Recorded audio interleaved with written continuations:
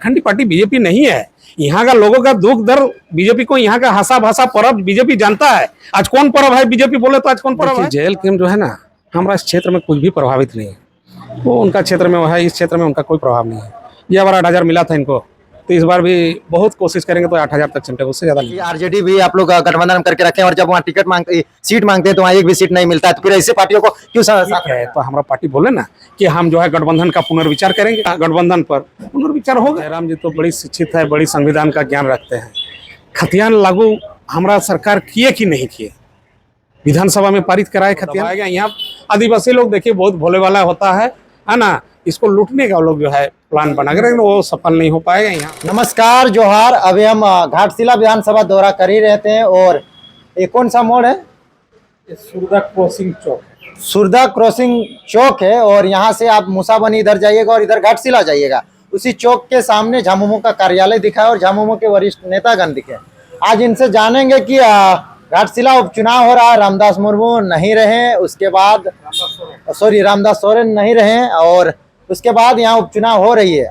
जानेंगे कि उस उपचुनाव में किस तरह से तैयारियां हैं और किनके साथ टक्कर मानी जा रही है। सबसे पहले जोहार आपका चैनल को। और तैयारी पूछ रहे हैं आप? तैयारी किस तरह से? आप तैयारी हम लोग का पूरी तरह तैयारी है। आप घूम रहे होंगे तो देख रहे होंगे, जिधर जाइएगा हमारा झारखंड मुक्ति मोर्चा का कार्यकर्ता, और गांव जाइएगा तो वोटर नजर पड़ेगा। और जो भी थोड़ा मोड़ा टक्कर बीजेपी है, दूसरा कोई यार है नहीं। लेकिन यहाँ पर परसों विधानसभा उपचुनाव को लेकर नामांकन रैली था। डुमरी का विधायक जयराम महतो आए थे, वो कहे थे कि हम विधायक बने, जिस तरह से वो टाइगर कहते हैं और जगन्नाथ महतो थे टाइगर, बोले रिप्लेस टाइगर, तो जयराम महतो वहाँ का टाइगर बने। बोल रहे हैं अभी यहाँ रामदास रिप्लेस रामदास होगा और अपने प्रत्याशी को बोल रहे हैं कि यहाँ रिप्लेस किया जाएगा। दोनों को आप लोगों को मात दे के वो आएंगे। देखिए, जेल कैंप जो है ना, हमारा इस क्षेत्र में कुछ भी प्रभावित नहीं है। वो उनका क्षेत्र में वो है, इस क्षेत्र में उनका कोई प्रभाव नहीं है। यह बार 8,000 मिला था इनको, तो इस बार भी बहुत कोशिश करेंगे तो 8,000 तक चिमटेगा, उससे ज़्यादा नहीं बढ़ पाएंगे। इनका अभी विस्तार करने में बड़ी समय लगेगा संगठन को। तो आप लोग किन किन मुद्दों को लेकर आप लोग पर सवाल उठा रहे हैं? मुख्यमंत्री पर वो सवाल उठा रहे हैं और क्या सवाल है बोलिए ना, उनका क्या सवाल उठा रहे हैं बोलिए। उनका सवाल खतियान लागू नहीं कर रहे हैं, 60-40 नहीं, और वह भाषा और झारखंड के लोगों का नौकरी। हमारा जयराम जी तो बड़ी शिक्षित है, बड़ी संविधान का ज्ञान रखते हैं। खतियान लागू हमारा सरकार किए कि नहीं किए, विधानसभा में पारित कराए खतियान 32 का पारित करा से भेजे, उसको किसको करना है बोलिए, कहाँ फाइल पड़ा हुआ है आप लोग जानकारी है, उनको बढ़िया से जानकारी है कि नहीं। विधानसभा में आपका ओबीसी आरक्षण बिल और स्थानीय नीति आपका 1932 का खतियान पारित करा के विधानसभा में वो भेज दिया राज्यपाल का। वहाँ राज्यपाल को मोड़ मार के राज्यपाल कहाँ कटरी में भेज दिया। ये सारा बीजेपी का साजिश है। बीजेपी नहीं चाहता यहाँ स्थानीय नीति लागू हो, यहाँ 1932 का खतियान लागू हो। बीजेपी चाहता नहीं, यहाँ के लोगों को विकास वो चाहता नहीं है।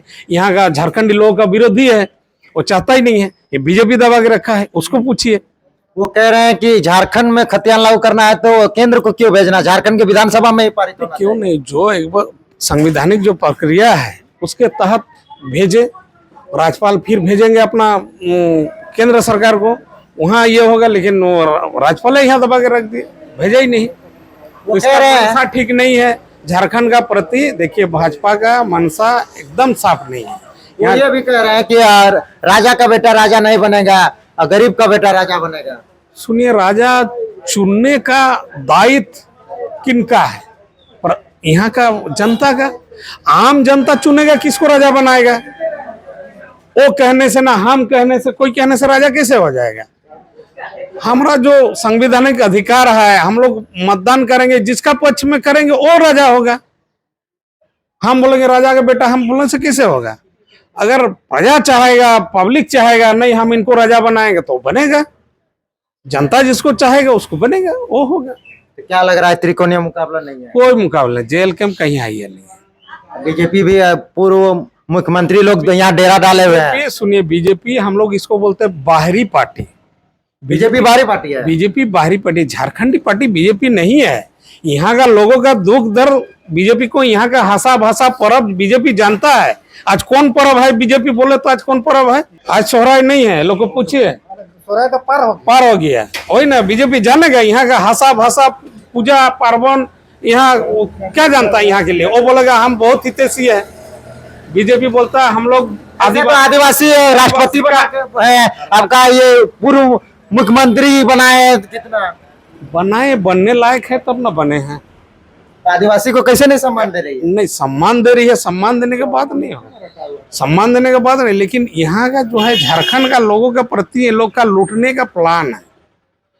यहाँ हमारा इतना बढ़िया मुख्यमंत्री, इनको देखिए ईडी सीडी बना के उनको जेल भेज दिए, जेल भेज दिया। हमारा इतना बढ़िया मुख्यमंत्री को जेल भेज दिया। ये लोग सोचता था कि जेल में सड़े और हम लोग लूटपाट करें, ये नहीं होगा झारखंड। लेकिन जेल गए तो आप लोग के लिए फायदा हुआ ना, एक नेत्री निकल के आई, एक कल्पना सोरेन का चेहरा।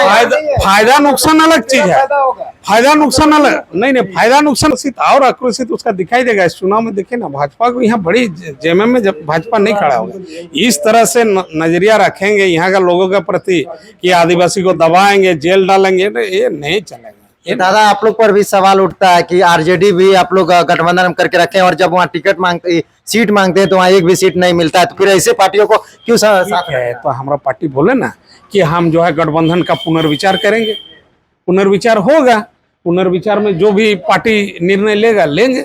ऐसा थोड़ी है कि हम लोग सोचेंगे, केंद्रीय नेतृत्व हमारा सोचेगा कि क्या निर्णय लेगा। तो बोला गया है कि पुनर्विचार होगा गठबंधन पर, पुनर्विचार होगा। अभी क्या निर्णय आता है आप लोग देखिए।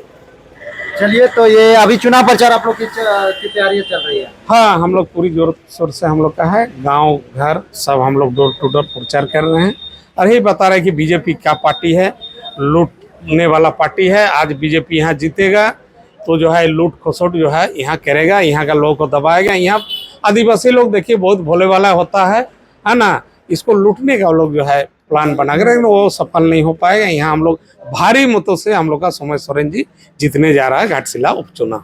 तो ये आपने सुना जेएमएम के कार्यकर्ताओं का, इनका कहना है कि घाटशिला उपचुनाव में सोमेश सोरेन जी का विजय होगी और ये लोग कह रहे हैं कि एक तरफा जीत रहे हैं। समय देने के लिए बहुत बहुत धन्यवाद। धन्यवाद आपका।